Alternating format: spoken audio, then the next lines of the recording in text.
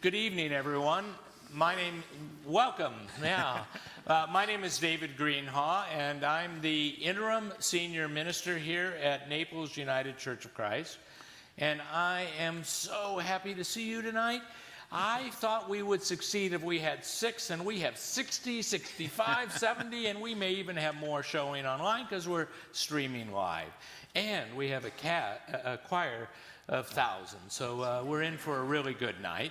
And we're so happy that you're here. This is the season of Thanksgiving. And we gathered earlier this year with a group of Interfaith leaders, and we talked first just about each other and how we'd done getting through COVID. And you know, it was a real challenge for every one of our congregations and our communities. And we talked about how we got through it. And at the end of that conversation, we said, this was good enough, let's do this again. So we've met again, and we plan to meet one more time and keep at it if we can. And then we said, and maybe because all religious groups give thanks, how about we have an interfaith Thanksgiving service? To which my colleague here said, Tony, tell us about who you are and that we've done this before. We have done this before. My name is Tony Fisher. I serve the Unitarian Universalist congregation of Greater Naples. And I'm just grateful for David and all the staff here for welcoming us so nicely. Yes, we have done this many times before.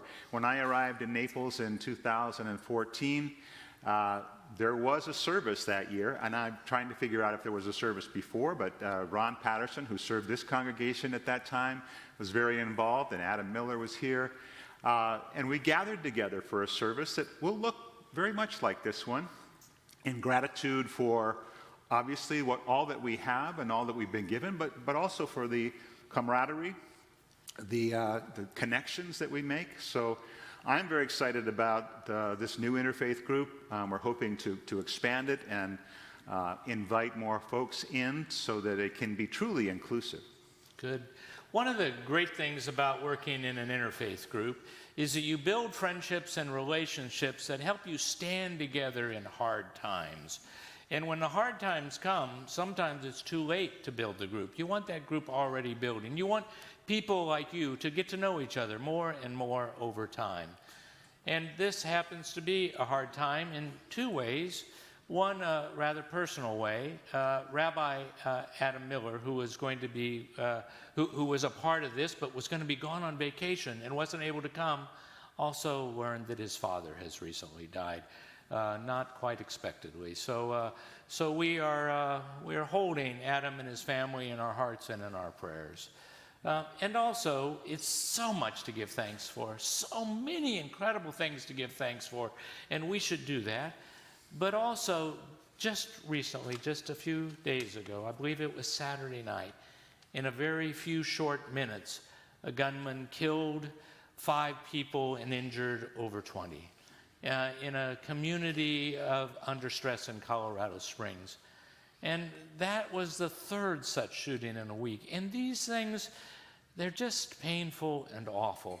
And although we give thanks in a context of wishing and hoping that things were better. Our thanks don't detract from that, but they keep us hopeful for a new day. So as we gather, as we learn to pray and talk together in our many different voices, we'll keep that in our mind as well. We're so grateful for the group that's here. They're introduced in the back. They have different parts to play, and we'll have a good time this evening. Thank you so much for being here. Let us begin. Thank you for your presence. Interfaith worship. Yeah.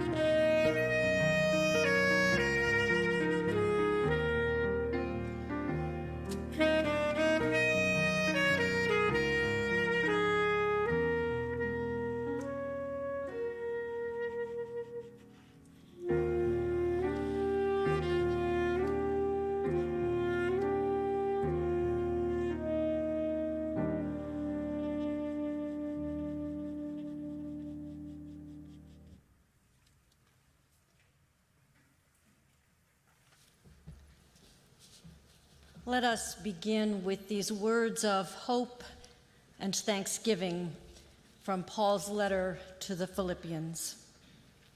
Rejoice in the Lord always. Again, I will say, rejoice. Let your gentleness be known to everyone. The Lord is near.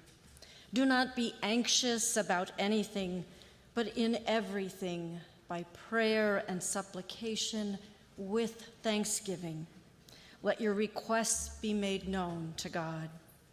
And the peace of God, which surpasses all understanding, will guard your hearts and your minds.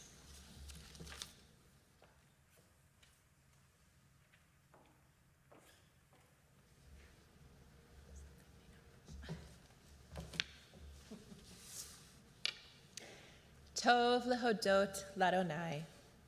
It is good to give thanks for this joyous gathering, for coming together to praise the Creator, extending our hands and raising our voices in a chorus as one. Tov lehodot ladonai, ulezamer l'shimcha elyon, la'agid baboker chastecha ve'emunatecha balelot. It is good to acclaim Adonai, to sing your praise, exalted God, to affirm your love each morning and your faithfulness each night.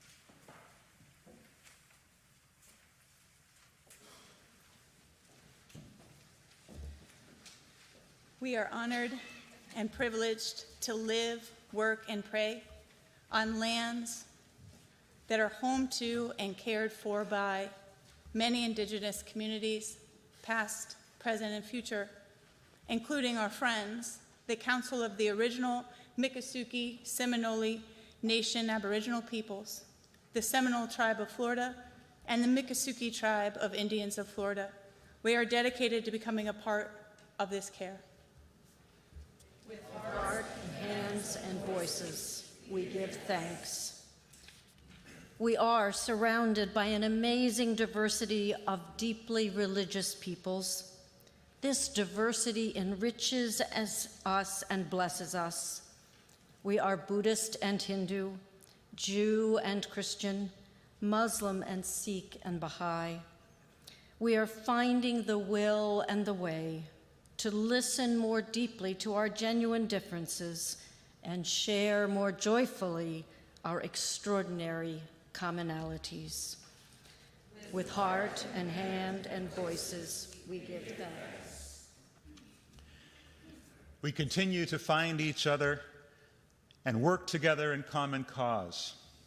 When a neighbor is in need, we pass a hat, lend a hand, raise a voice. We seek to have each other's back and to attend to each other's challenges. We've been fortunate beyond measure for the many fine organizations, institutions, and agencies we've started or supported, and the remarkable way that together we have been feeding, clothing, healing, sheltering thousands of our friends and neighbors. With heart and hands and voices, we give thanks.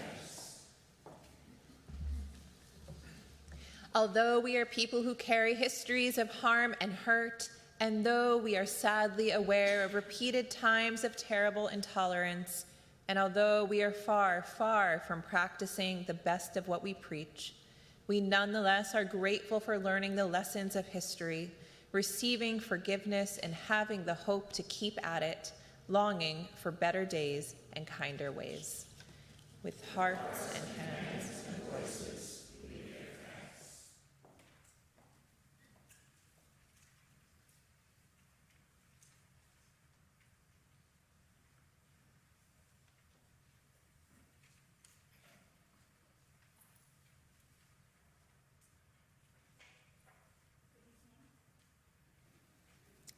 So I would love to share one of my favorite Zen Buddhist parables, and this is about a monk who's walking through the forest, and he's enjoying a beautiful day, perfect weather, everything's going along nicely, and then he hears a rustle in the bushes, and there's a tiger, and the tiger begins to chase him. So he runs and runs and runs, running for his life, and he finds himself at the edge of a cliff. He peers over the edge of the cliff, and he sees another tiger down below. So in this moment, he decides to take a great leap. He jumps over the edge of the cliff, and he's so fortunate that he sees a vine. He grabs hold of this vine. He's holding on for dear life. He looks up, and he sees two mice, a black mouse and a white mouse, nibbling away slowly at the vine. So in this moment, he knows what his fate is, and he looks over to the side, and he sees a delicious, plump, perfectly ripe strawberry. He grabs the strawberry, he takes a bite, and he says, "Oh, how delicious." So that's the story. That's where it ends. And I think it's really fun to look at these different elements and think about what they might mean for you. So these tigers, most people will interpret the tigers as past and future, running from your past, and the future is this tiger waiting to gobble you up down below. So we're always running from something. And in this moment where the man finds himself at the cliff, he realizes there's no other place to run to. There's no more running from these tigers. So what do you do in this situation? You take a great leap of faith, right? You just jump. And in this moment, if you're lucky, you find your vine to hold on to. So what might this vine be for you? It could be hope. It could be your faith. It could be the love of your family. It could be determination to just live this life as fully as you can. So we all have our different vine, the thing that saves us in that moment. And this pesky little black and white mouse, these are the days and the nights gnawing away at our vine. So we know what our fate will be. And this lovely strawberry, what is the strawberry for you? So if you're sitting with somebody you care about tonight, maybe the strawberry is a gentle squeeze of the hand. Or maybe your strawberry is knowing that you're going to be gathering with loved ones in a few days for Thanksgiving. Or your strawberry is just this amazing gift of taking a full breath and having this healthy body that is able to gather with friends old and new tonight. So your encouragement from me this evening is, in this Thanksgiving season, may you find as many strawberries as you can, and may you be present and awake enough to see them right in front of you in every moment. So I'm going to finish with a chant. This is a traditional Zen Buddhist chant, and this is a chant designed to invoke compassion. We're calling out to the Bodhisattva canon, who traditionally is depicted with 1,000 arms with an eye on each palm, and she uses the arms to help people and the eyes to see people suffering, and she helps everyone. So as we call out, or as I call out this chant, this is meant to inspire that spirit of compassion within all of us.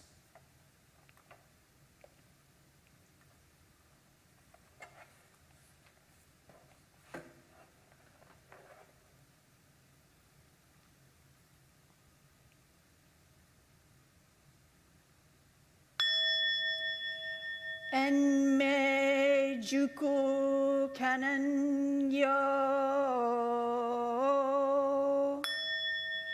kanze on namu butsu yo butsu en yo butsu en bopo so en jo raku ga jo chonen kanze on bonen kanze on nen jushin ki nen furishin kanze on namu butsu yo butsu en yo butsu en bopo so en jo raku ga jo chonen kanze on bonen kanze on nen jushin ki nen furishin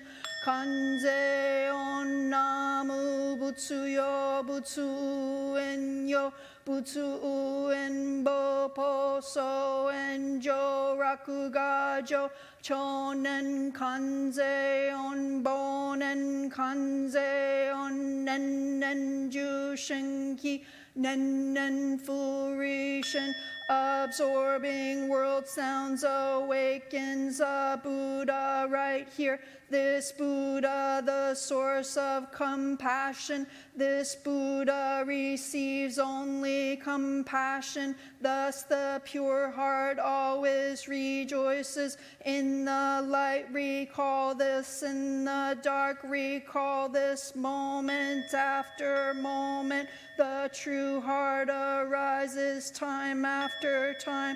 There is nothing but this.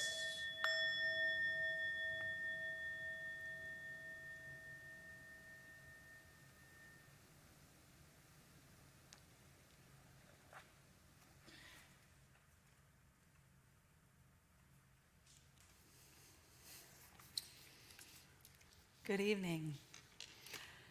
I'm Reverend Angela Wells-Bean, and I'm the Minister for Congregational Care here at Naples United Church of Christ, and it's a privilege to host this evening's service, so thank you all for being here. So I don't know about you, but when I was growing up, I vividly remember learning about the first Thanksgiving from inaccurate picture books. I remember being taught that the pilgrims came from Europe on the Mayflower, and upon arriving in these lands, they made fast friends with the local peoples, sharing and exchanging products and skills. After that harsh first winter, after many of the new people here from the European lands, after they passed away, they celebrated that following year after their big harvest. And they invited their new Native American friends to join with them in dining. And they owed much of their success to the local Native Americans who taught these Europeans how to cultivate the land and how to grow things like bean and corn and squash. And together, the pilgrims and local Native Americans enjoyed the feast. The end. This is the story of the first Thanksgiving that many of us are taught as children. As adults, we know it's much more complicated than that. This is fictional history. In elementary school, we learn nothing about the wars, the genocide, the competition for land and food, the exchange of diseases between the Native Americans and the Europeans. We learn nothing of the clash of cultures and values and lifestyles and religions. They didn't teach us about King Philip's War, in which a multitude of colonists and Native Americans died, or about how pilgrims set a Pequot village on fire. We also didn't learn about the nuances between Native Americans and pilgrims. It wasn't us versus them. It wasn't black and white. Some Native Americans were allies with the Europeans, and some weren't. Many Native Americans were captured and shipped around the world as slaves, while others were able to make peace with the Europeans and live harmoniously. The history is complicated, but we didn't learn this in elementary school. Now, we could blame the teachers or the school system or the curriculum writers. We could rant about how problematic it is that those who write history are those who won history. Now, while part of that might be true, instead of focusing on the moral problems with the historical inaccuracies that we are taught, we can take a lesson from why we learn the story that we do and why it's so biased and incomplete. To some extent, the story of the first Thanksgiving is told this way to children because I believe this is the way we wish it had occurred. We like the idea that European settlers came to this foreign land not knowing what to expect, and after encountering people who were very different from them, they used it as a learning opportunity. We like the idea that they said, let's get to know the people who have survived here for centuries. Let's work with them so we can learn from one another and flourish. We tell this story to our children because that's the way we wish it had happened. The real history, full of disease and death and violence, is not the reality any of us would have hoped for.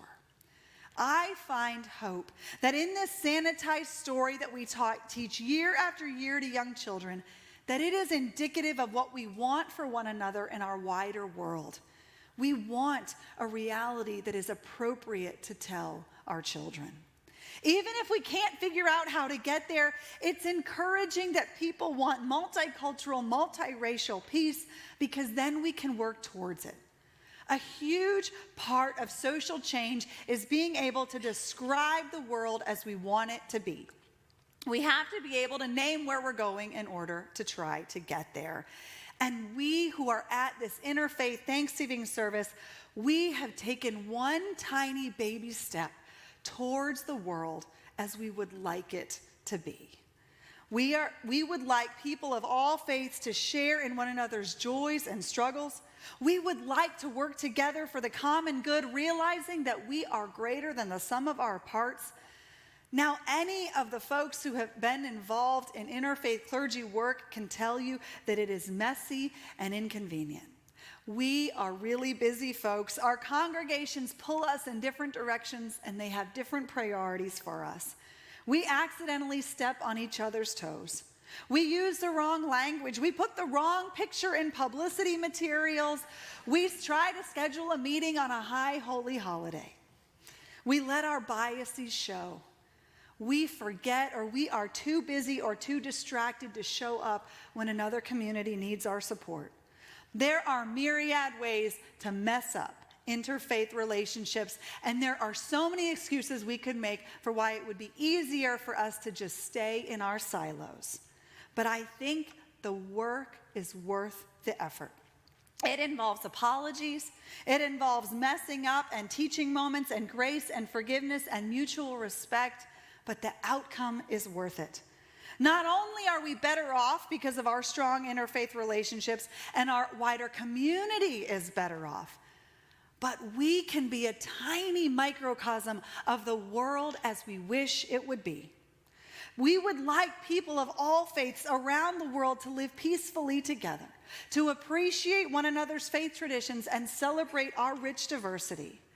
And when something goes wrong with one of our congregations here in Naples, we want to have the partnerships and the friendships in place so that we can stand beside each other and support each other, and not be in the position of merely getting to know one another at the moment when someone else is in need.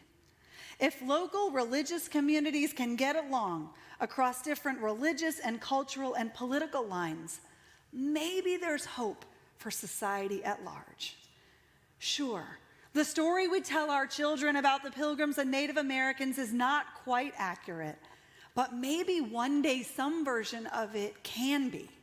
One day in the future, our children's children can tell their children about the people who, despite differing religious and political and social and socioeconomic views, were able to live peacefully together and create a nation in which tolerance, at minimum, and more preferably appreciation of differences was the norm. People with faith traditions, our communities are supposed to be the moral exemplars of our communities. Sometimes we are better at it than others, and I think this evening is one of those better times. We are trying. Even though it's messy and clunky and it can be awkward, it is deeply important, because the other side of messy is beautiful, rich, interfaith relationships. One day we too can have friendships like that of Archbishop Desmond Tutu and the Dalai Lama. I know it's a lofty goal, but we have to at least try. And tonight's service is a really important part of that effort. So thank you, each of you, for being here, and thank you for those of us who are joining us remotely. I will leave you with a story from the Book of Joy. It is about the beautiful friendship between Desmond Tutu and the Dalai Lama, and I commend it to you. And I'll share one morsel of wisdom from the Dalai Lama. He says, "I have gone to make pilgrimages to holy sites all over the world, such as Fatima in Portugal, the Wailing Wall and Dome of the Rock in Jerusalem. One time I was in Barcelona, Spain, and I met a Christian monk who had spent 5 years in the mountains living as a hermit with very few hot meals. I asked him what his practice was, and he said the practice of love. When he answered, there was something very special in his eyes. This is really the practice at the core of all the world's religions, love. May it be so among the religions here in Naples, Florida."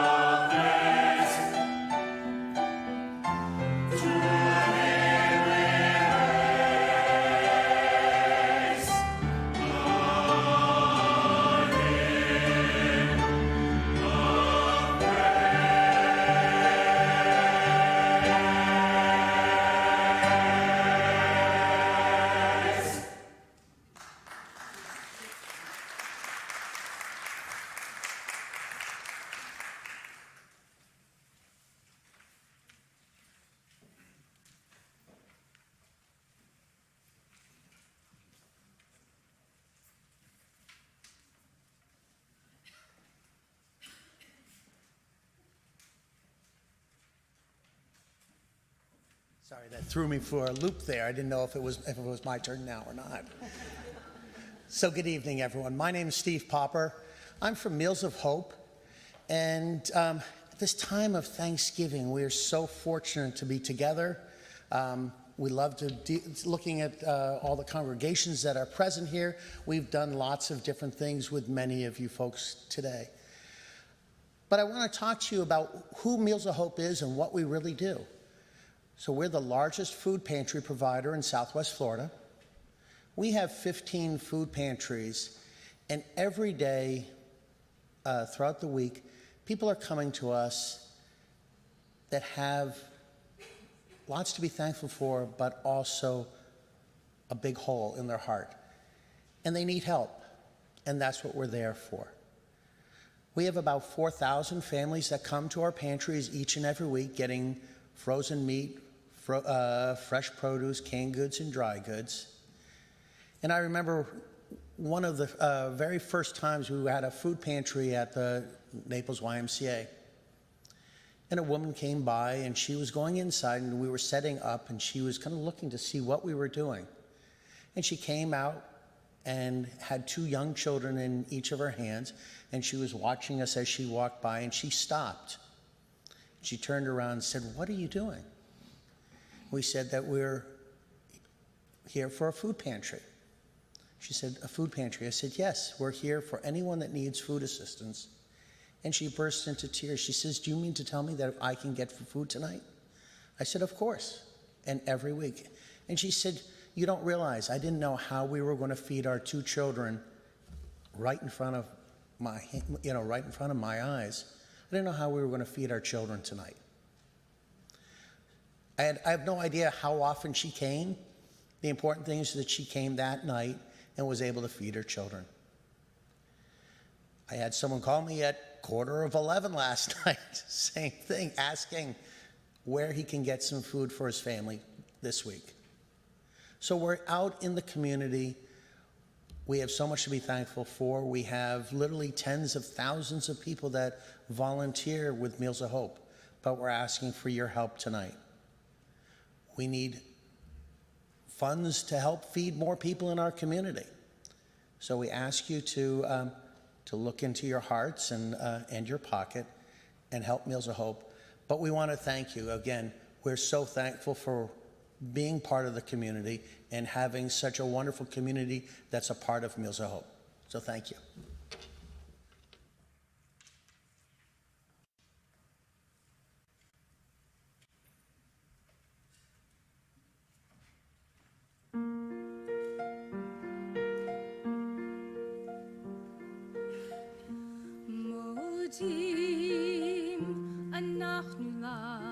שאתה הוא אדוני אלוהינו ואלוהי אבותינו ואימותינו לעולם ועד. מודים אנחנו לך צור חיינו מגן אישנו אתה הוא לדור ודור.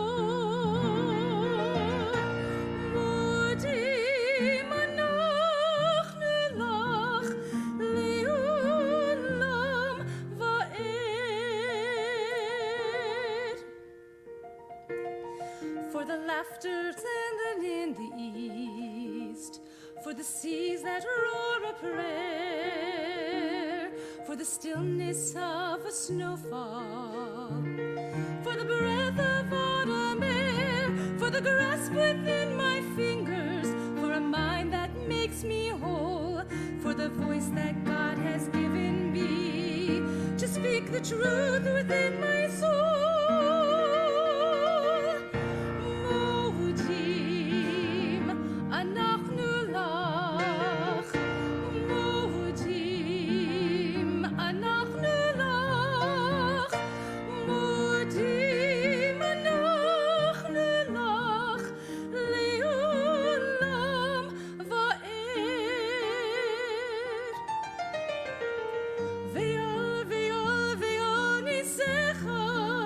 שבכל יום עמנו, שבכל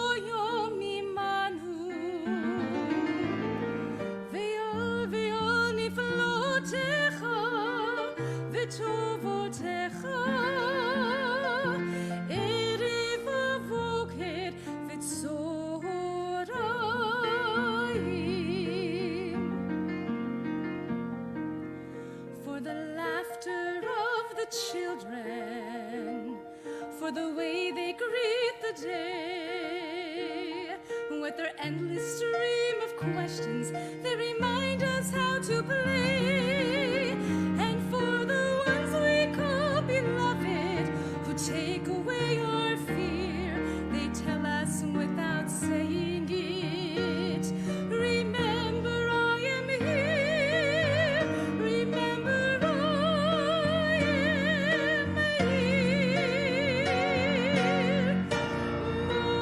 Modim, אנחנו לך, modim, אנחנו לך, modim, אנחנו לך, לעולם ועד.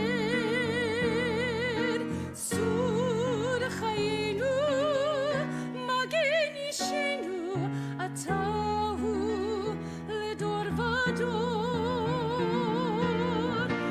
מודים אנחנו לך, לעולם ועד.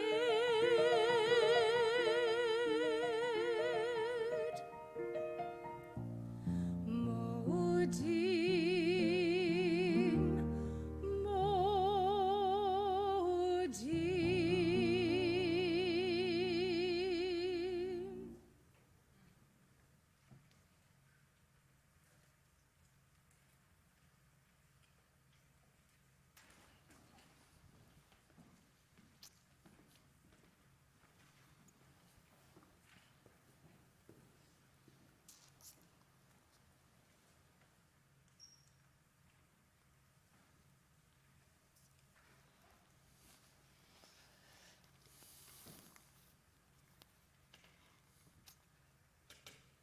We are grateful beyond belief for the gifts that you have given, for the gift of Meals of Hope to help us help others, to help make it possible for us to feed those in our community. Thanks be to God.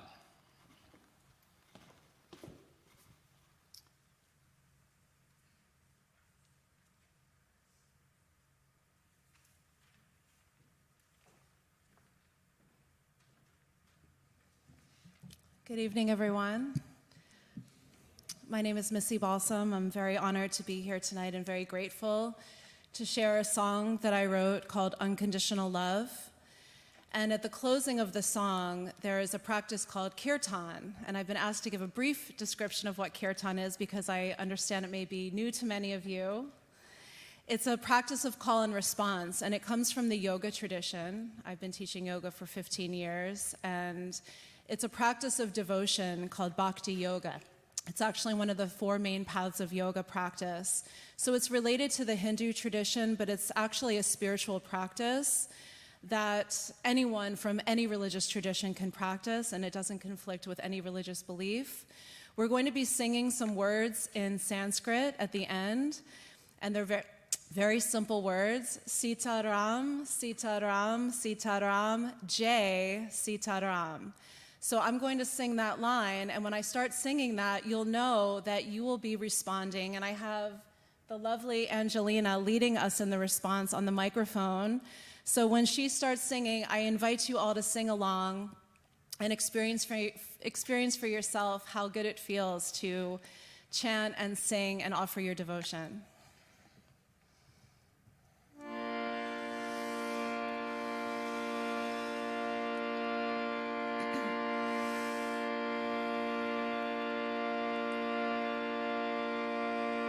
Don't be afraid. Everything is okay. Don't shed a tear. I am always here.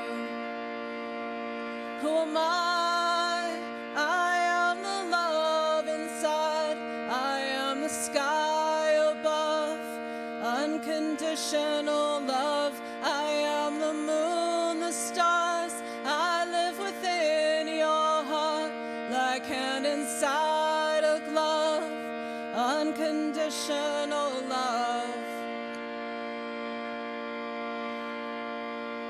when you feel all alone, like there's nobody home. There's no need to fear. I am always here. Who am I? I am the love inside. I am the sky above. Unconditional love. I am the moon, the stars. I live within your heart, like hand inside a glove. Unconditional love. Wherever you are, we are never apart. It's amazingly clear. I am always here. Who am I? I am the love inside. I am the sky above. Unconditional love. I am the moon, the stars. I live within your heart, like hand inside a glove. Unconditional love. Who am I? I am the love inside. I am the sky above. Unconditional love. I am the moon, the stars. I live within your heart, like hand inside a glove. Unconditional love. Sitaram, Sitaram, Sitaram, Jai Sitaram. Your turn. Sitaram, Sitaram, Sitaram, Jai Sitaram. That was beautiful. Sitaram, Sitaram, Sitaram, Jai Sitaram. All right. Sitaram, Sitaram, Sitaram, Jai Sitaram. Sitaram, Sitaram, Sitaram, Jai Sitaram. Sitaram, Sitaram, Sitaram, Jai Sitaram. Sitaram, Sitaram, Sitaram, Jai Sitaram. Sitaram, Sitaram, Sitaram, Jai Sitaram. Sitaram, Sitaram, Sitaram, Jai Sitaram. Sitaram, Sitaram, Sitaram, Jai Sitaram. Sitaram, Sitaram, Sitaram, Jai Sitaram. Sitaram, Sitaram, Sitaram, Jai Sitaram. Sitaram,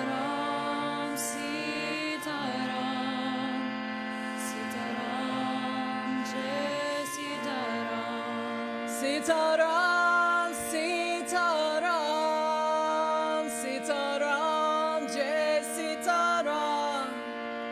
Sitaram, Sitaram, Sitaram, Jai Sitaram. Sitaram, Sitaram, Sitaram, Jai Sitaram. Sitaram, Sitaram, Sitaram, Jai Sitaram. Sitaram, Sitaram, Sitaram, Jai Sitaram. One more time all together. Sitaram, Sitaram,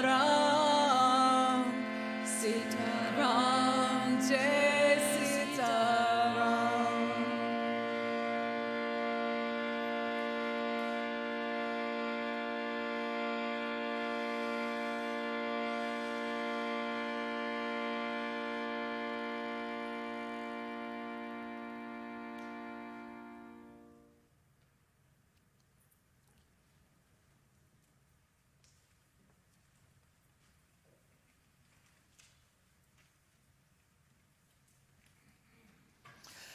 Well, this evening we've had a Japanese chant and a Hebrew text and a English. Do you know English? And we've had Sanskrit.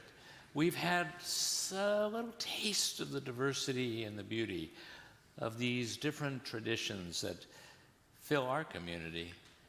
And we've had the joy of having you here. And This hour this hour, yes. was a strawberry.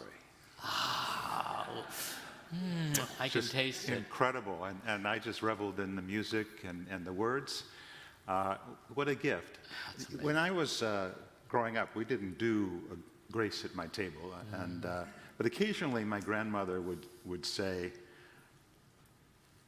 "What blessings we have, and let's share our gifts with the world." And when I was young, I was thinking, how are we going to share this food with people, down the...